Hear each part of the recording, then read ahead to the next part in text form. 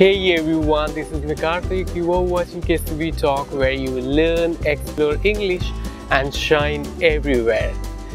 Well, আজকের লেসনটা আমাদের কাছে খুব গুরুত্বপূর্ণ কারণ আজকে আমরা শিখব টেন্স।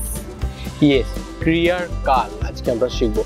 অবশ্যই আমরা যারা নতুন স্পোকেন ইংলিশ শিখছি, আমরা যারা নতুন ইংলিশ কনভারসেশন প্র্যাকটিস করছি, আমরা যারা বাক্য রচনা করছি, এই বাংলার থেকে ইংলিশে আমাদের বাক্যটাকে ট্রান্সফার করছি, ট্রান্সলেট করছি, তাদের সবার জন্য টেন্স ক্রিয়ার কাল একটা অত্যন্ত গুরুত্বপূর্ণ, অত্যন্ত মজবুত ভিত হিসাবে কাজ করে। যদি আমরা এটা শিখতে পারি খুব ভালোভাবে, আমরা পারবো খুব সুন্দরভাবে ইংলিশ বলতে। তাহলে গ্রামারে টেন্সটা একটা অত্যন্ত গুরুত্বপূর্ণ ভূমিকা পালন করে। চলো আজকে আমরা শিখে নিই এই টেন্স। চলো আমরা এরকম একভাবে টেন্সের ভাগ, টেন্সের সেই ভাগগুলোর মধ্যে ব্যাখ্যা করব। You all keep watching this video.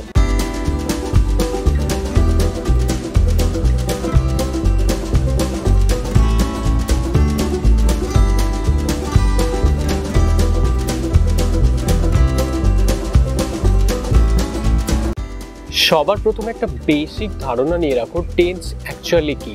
Tense হচ্ছে ক্রিয়ার কাল। আমরা বাংলার থেকে এরকম একটু বুঝতে পারছি যে টেন্সটা কি জিনিস। অবশ্যই টেন্সটা আমাদের কাছে যে কাজটা হয়, কাজটা কোন সময় হয়েছে, কোন সময় হচ্ছে বা হবে, সেটা আমরা বুঝতে পারি টেন্স থেকে। তাহলে আমরা টেন্সকে এরকমভাবে ইংলিশে বলতে পারি, tense denotes the time of a verb. একটা ভার্বের টাইমটাকে ডিনোট করে, চিহ্নিত করে, আমাদেরকে জানিয়ে যায় যে এই কাজটা কখন হয়েছে, এই কাজটা কখন হচ্ছে বা হবে। এরকম আমরা আবার এরকমভাবে বলতে পারি যে একটা টেন্স কি করে, একটা ভার্বকে ব্যাখ্যা করে ভার্বটা কোন সময় ওই কাজটা করছে। সেমভাবে আমরা এরকম বলতে পারি যে the tense of a verb is determined by when the action took place. Action বা ক্রিয়াটা বা কাজটা কখন হয়েছে। আমাদের কাছে প্রধানত তিনটে টেন্সের মূল প্রকার রয়েছে। দেয়ার আর থ্রি প্রিন্সিপাল টেন্সেস। একটা প্রেজেন্ট টেন্স, একটা পাস্ট টেন্স, একটা ফিউচার টেন্স। প্রেজেন্ট টেন্স মানে বর্তমানকাল, পাস্ট টেন্স মানে অতীতকাল, ফিউচার টেন্স মানে ভবিষ্যৎকাল। এক একটা এক্সাম্পল যদি বলি এরকমভাবে, যে প্রেজেন্ট টেন্স যেটা বর্তমানকাল, এরকম বলতে পারি হি রাইটস, সে লেখে। সে অনেক কিছু লেখালেখি করে, এরকম সে লেখে, হি রাইটস। আবার যদি আমরা পাস্ট টেন্সের ক্ষেত্রে এটাকে বলতে চাই, আমরা এরকম বলবো যে আগে হয়ে গেছে এরকম জিনিস, যেমন হি রোট, সে লিখতো, সে এক সময় লিখতো, এখন সেটা না, এখন সেটা পাস্ট বা অতীত হয়ে গেছে, হি রোট। আবার যদি আমরা ফিউচার টেন্সের কথা বলি, যে ভবিষ্যতে কাজটা হবে, তখন আমরা এরকম বলতে পারি যে he will write. Excellent, he will write, সে লিখবে। তাহলে আমরা একটা খুব সুন্দর, খুব ক্লিয়ারভাবে ধারণা করতে পারছি যে প্রেজেন্ট, পাস্ট আর ফিউচার টেন্স কীরকমভাবে একটা বাক্যে থাকে, আর কিভাবে একটা বাক্যের মধ্যে থেকে একটা বাক্যের ভার্বকে ডিনোট করে টেন্স। তাহলে আমরা খুব ভালোভাবে বুঝতে পারছি একটা টেন্স কিভাবে ভার্বটাকে ডিনোট করছে, ভার্বটাকে কিভাবে বোঝাচ্ছে, ক্রিয়ার কালটাকে আমাদেরকে কিভাবে বোঝাচ্ছে, এই জিনিসটা এই সময় হয়েছে, এই জিনিসটা এই সময় হবে। তাহলে আমরা যারা নতুন কনভারসেশন প্র্যাকটিস করছি, যারা নতুন স্পোকেন ইংলিশ শিখছি, তাদের কাছে এই টেন্সটা খুব গুরুত্বপূর্ণ। এটা শিখেই আমরা অনেক অনেক কনভারসেশন করতে পারি। এখন এই প্রত্যেকটা টেন্স, যে মূল প্রিন্সিপাল টেন্সেসগুলোকে আমি বললাম, এগুলোকে আমরা আবার চারটে করে ভাগ করতে পারি। যেমন আমরা প্রেজেন্ট টেন্সকে যদি আমরা চারটে ভাগে ভাগ করতে পারি, পাস্ট টেন্সকে আমরা আবার চারটে ভাগে ভাগ করতে পারি, এবার ফিউচার টেন্সকে আবার চারটে ভাগে ভাগ করতে পারি। এইগুলোকে কি, এই যে আমরা যে তিনটে টেন্স থেকে আমরা চারটে টেন্স পাচ্ছি, এগুলো হয় এক একটা, যেমন ইনডেফিনাইট, কন্টিনিউয়াস, পারফেক্ট আর পারফেক্ট কন্টিনিউয়াস। এগুলো সব এক একটা করে আমরা বুঝবো, সব এক একটা করে আমরা জানবো, শিখবো, আর আমরা ইংলিশ কনভারসেশনকে স্ট্রং করব। আমাদের বাংলার থেকে ইংলিশে যখন আমরা ট্রান্সলেট করব, আমাদের যেন সেই সুন্দরভাবে শক্ত ভিতটা তৈরি হতে পারে। চলো এখন আমরা এগুলোকে দেখে নিই। চলো সবার প্রথমে একটা দেখে নিই, present indefinite tense. Present indefinite tense বা আমরা এটাকে বলতে পারি simple present tense. Simple present tense এটা অ্যাকচুয়ালি মূল ক্রিয়া হিসেবে আমাদের কাছে কাজ করে। যেমন মূল ক্রিয়া কি ডু, গো, করা, যাওয়া, বলা, টক, লেখা, রাইট, আমরা তো আগেই দেখলাম। তাহলে এরকমভাবে আমরা প্রেজেন্ট ইনডিফিনাইট পেয়ে থাকি, যেগুলো একদম মানে বোঝায় যে প্রত্যেক দিনের ব্যাপার এরকম হয় বা অভ্যাস এরকম ধরনের জিনিস। এক একটা এক্সাম্পল বলি তাহলে খুব ভালোভাবে বুঝতে পারবে। ধরো আমি প্রথমে একটা এক্সাম্পল বলি যে এই জিনিসটা রোজ হয় এরকম। যেমন আমি রোজ স্নান করি, আমি এরকম বলতে পারি যে I take bath every day. I take bath every day. Excellent. আমরা যারা এরকমভাবে বলতে পারি যে যেরকম জিনিস, যে জিনিসগুলো প্রতিদিন হয়, আমরা সেরকমভাবে বলতে পারি যে এটা একটা প্রেজেন্ট ইনডেফিনাইট টেন্স। আবার যেমন এরকম বলতে পারি যে I watch Tom and Jerry every day. I watch Tom and Jerry every day. Do you also watch? Well, I watch Tom and Jerry every day, এখান থেকে বোঝা যাচ্ছে যে এটা আমার একটা অভ্যাস। আমি রোজ টম অ্যান্ড জেরি কার্টুনটা দেখি চ্যানেলেতে, এটা আমাদের কাছে একটা অভ্যাস। তাহলে অভ্যাস বোঝাতে আমরা প্রেজেন্ট ইনডেফিনাইট পাচ্ছি, যেখানে আমরা একটা টেন্সে একটা বাক্যের ক্ষেত্রে কি হচ্ছে না, মূল ভার্বটা ব্যবহার হচ্ছে। মূল ভার্বটা এখানে কি, যখন আমরা প্রথমের ক্ষেত্রে বলছি যে I take bath every day, আমি রোজ স্নান করি, আই টেক বাথ, এখানে প্রত্যেকটা প্রেজেন্ট ইনডেফিনাইটে রয়েছে। আবার যখন আমরা বলবো যে I watch Tom and Jerry everyday, এখানে ওয়াচটা একদম প্রেজেন্ট ইনডেফিনাইটে। ক্রিয়াটা যেটা বোঝাচ্ছে, এই ক্রিয়াটা অভ্যাসগত ক্রিয়া আর প্রত্যেক দিনের ব্যাপার বোঝাচ্ছে, বা এটা রোজই হয় এরকম বোঝাচ্ছে। তাহলে আমরা এরকমভাবে প্রেজেন্ট ইনডেফিনাইট পেতে পারি। আবার যে জিনিসগুলো নিত্য সত্য বা ধ্রুব সত্য আমরা বলে থাকি, যে জিনিসগুলোর কোনোদিনও নড়চড় হবে না, যেমন সূর্য, যেমন বলতে পারি আমরা যে পৃথিবী সূর্যের চারিদিকে ঘোরে, বা আমরা এরকম বলতে পারি যে সূর্য পূর্ব দিকে ওঠে, পশ্চিম দিকে অস্ত যায়। আবার আমরা এরকম বলতে পারি যে মধু মিষ্টি, এগুলো সমস্ত কিছু কি ধ্রুব সত্য, এগুলো কখনো লঙ্ঘিত হবে না, এগুলো কখনো চেঞ্জ হবে না। এক্ষেত্রে আমরা এরকম বলতে পারি। তাহলে এইগুলো হয় প্রেজেন্ট ইনডেফিনাইট টেন্স। এইগুলো কি আমরা এরকমভাবে ট্রান্সলেট করে বলতে পারি যে দি আর্থ ইজ রাউন্ড, এটাও হবে যে পৃথিবী গোলাকার, the earth is round. Honey is sweet, মধু মিষ্টি, হানি ইজ সুইট। এটাও বলতে পারি the sun rises in the east, the sun rises in the east. আবার আমরা বর্তমানে জিনিসটা হচ্ছে বোঝাতে ক্ষেত্রেও আমরা প্রেজেন্ট ইনডেফিনাইট পেয়ে থাকি। যেমন কি যে বর্তমানে যে জিনিসটা এখন হচ্ছে, যে এখন যেমন আমি তোমাদেরকে এটা বলছি, এরকমও হতে পারে যে এখন বৃষ্টি হচ্ছে, ইট রেন্স, ইট রেন্স। ভবিষ্যতে কাজটা হবে বোঝাতে, যে এই কাজটা ভবিষ্যতের জন্য তোলা আছে, ভবিষ্যতে হবে, যে এরপরে এটা হবে, এরকম বোঝাতে আমরা তখন প্রেজেন্ট ইনডেফিনাইট টেন্স পেয়ে থাকি। যেমন আমরা এক্সাম্পল হিসেবে এরকম বলতে পারি যে I will reach there when you come. I will reach there when you come, আমি সেখানে পৌঁছে যাব। I will reach there when you কাম।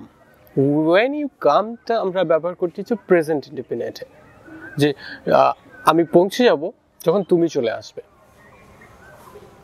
তাহলে আমরা এরকম ক্ষেত্রেও প্রেজেন্ট ইনডেফিনাইটের ব্যবহার করে থাকি। তাহলে আমরা একটা কুইক রিক্যাপ করে নিতে পারি যে প্রেজেন্ট ইনডেফিনাইট টেন্সটা কিভাবে কাজ করে। প্রেজেন্ট ইনডেফিনাইট টেন্সটা অ্যাকচুয়ালি কি না, কোনো একটা বাক্যের মধ্যে যদি আমরা প্রকাশ করতে চাই যে এই বাক্যটা চিরসত্য, বা এই বাক্যটা আমাদের অভ্যাসগতভাবে এটা জিনিসটা রোজ হয়, বা বর্তমানে কোনো জিনিস হচ্ছে, বা কোনো জিনিস ভবিষ্যতে হবে, বা এটা একদম মানে বোঝা যাচ্ছে যে আমরা প্রেজেন্ট ইনডেফিনাইট টেন্স ব্যবহার করব। তাহলে আমরা এরকম বলতে পারি যে মূল ক্রিয়াগুলো এক্ষেত্রে ব্যবহৃত হয়, যেমন do, go, right, speak, talk, walk, এরকমভাবে। আবার এখানে একটা জিনিস খুবই গুরুত্বপূর্ণ, যারা আমার আগের ভিডিও দেখোনি তাদেরকে বলবো যে দেখতে।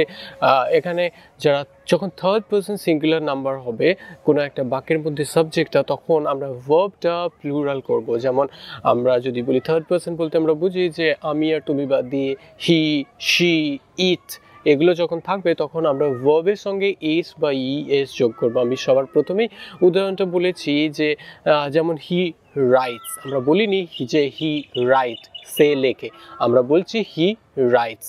এইরকমভাবে আমরা বলতে পারি শি রাইটস। তাহলে আমরা যখন একটা দেখবো যে হি শি ইট আছে, আর যখন প্রেজেন্ট ইনডিফিনাইট টেন্স হচ্ছে, যখন অভ্যাসগত সত্য বা চিরন্তন সত্য হচ্ছে, তখন আমরা ভার্বের সঙ্গে একটা এস বা ইএস যোগ করবো। আশা করি প্রেজেন্ট ইন্ডিপেন্ডেন্ট টেন্সটা তুমি পরিষ্কারভাবে বুঝতে পেরেছো। চলো তারপরে একটা দেখি। প্রেজেন্ট কন্টিনিউয়াস টেন্স বা প্রোগ্রেসিভ টেন্স মানে এই জিনিসটা ঠিক এখনই হচ্ছে। যেমন আমি এরকম বলতে পারি যে আমি বলছি, তুমি শুনছো, এই রকম জিনিস। যেমন এরকম বলতে পারি যে আমি লিখছি, শ্যাম লিখছে, তুমিও লিখছো। তাহলে এক্ষেত্রে আমরা পাই প্রেজেন্ট কন্টিনিউয়াস টেন্স বা প্রোগ্রেসিভ টেন্স।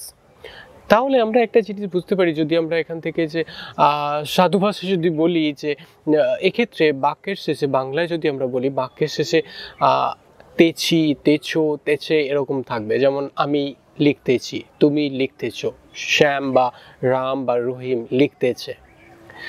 তাহলে এটা কি আমরা এরকমভাবে বলছি যে লিখছি, লিখছে এরকম। এখন এক্ষেত্রে কি হচ্ছে না, আমরা প্রেজেন্ট কন্টিনিউয়াস টেন্স পাচ্ছি। আর এক্ষেত্রে কি হবে না, ভার্বের সঙ্গে একটা আইএনজি যুক্ত থাকবে, আর তার আগে ভার্বের আগে আমাদেরকে এম, ইজ, আর এইগুলো বসাতে হবে, এম, ইজ, আর হেল্পিং ভার্বগুলো। চলো একটা এক্সাম্পল দিয়ে আমরা এরকম বলতে পারি যে, যেমন আমি বললাম যে সে লিখছে বা সে লিখতেছে, আমরা এরকম বলতে পারি যে he is writing, he is writing. তাহলে আমরা এক্ষেত্রে কি করছি না, সাবজেক্টের সঙ্গে একটা হেল্পিং ভার্ব বসাচ্ছি, যেমন অ্যাম, ইজ, আর, এখানে বসাচ্ছি ইজ, হি ইজ রাইটিং, ভার্বটা হচ্ছে রাইট, তার সঙ্গে আমরা আইএনজি যোগ করছি রাইটিং। তাহলে এক্ষেত্রে আমরা বুঝতে পারছি যে প্রেজেন্ট কন্টিনিউয়াস টেন্স বা প্রোগ্রেসিভ জিনিসটা এখনই হচ্ছে, সেজন্য আমরা এটাকে বলতে পারি প্রোগ্রেসিভ টেন্সও। চলো আরও কয়েকটা এরকম এক্সাম্পল দিই। আমি একটা বই পড়ছি, I am reading a book, I am reading a book.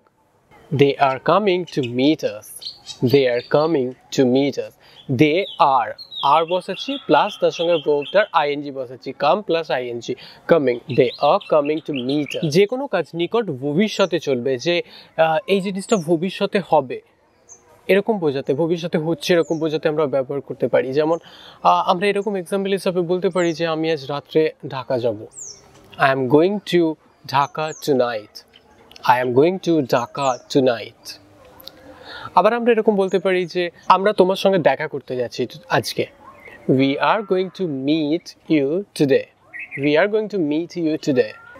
এখানে আমরা একটা জিনিস দেখতে পাবো যে অনেক সময় এই ভার্বগুলো কন্টিনিউয়াস হয় না সাধারণত।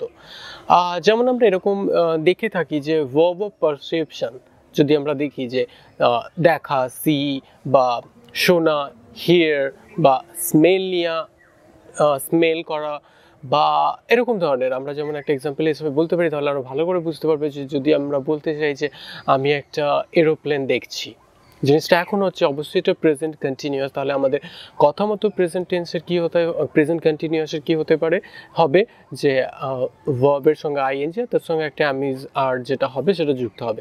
কিন্তু এক্ষেত্রে আমরা এরকম বলতে পারি না। আমরা যদি একদম প্রেজেন্ট কন্টিনিউয়াসের নিয়মে বলতে চাই, তাহলে আমরা এরকম বলতে পারি যে I am seeing an aeroplane, আমি একটা এরোপ্লেন দেখছি বা দেখিতেছি।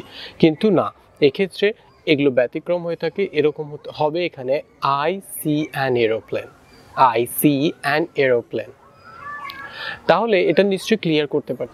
এই ঠিক একই রকমভাবে এই ভার্বস অফ ইমোশন যেগুলো হয়ে থাকে, যেমন লাভ, হেট, ডিজায়ার, উইশ, আবার ভার্ব অফ অ্যাপিয়ারিং, যেমন appear, look, verbs of thinking, যেমন থিঙ্ক, ট্রাস্ট, এই সমস্ত ক্ষেত্রে কিন্তু এগুলো আমরা সাধারণত ক্ষেত্রে আইএনজি যোগ করে পাই না সেন্টেন্সে, প্রেজেন্ট কন্টিনিউয়াসের ক্ষেত্রে। তবে অত বেশি ধ্যান ধারণা দেওয়ার দরকার নেই। আমরা বেশিরভাগ যেগুলো প্রেজেন্ট কন্টিনিউয়াস করব, আমরা যারা স্পোকেন ইংলিশে কথা বলবো তাদের জন্য প্রেজেন্ট কন্টিনিউয়াসের ক্ষেত্রে বেসিক মূল ফান্ডা যেটা আমাদের বোঝার প্রয়োজন, সেটা হচ্ছে যে সাবজেক্টের পরে একটা অ্যাম, ইজ, আর বসিয়ে তারপর ভার্বের সঙ্গে আইএনজি বসাবো, আর বাকি ক্ষেত্রে আমরা আদার্সটা বসাবো।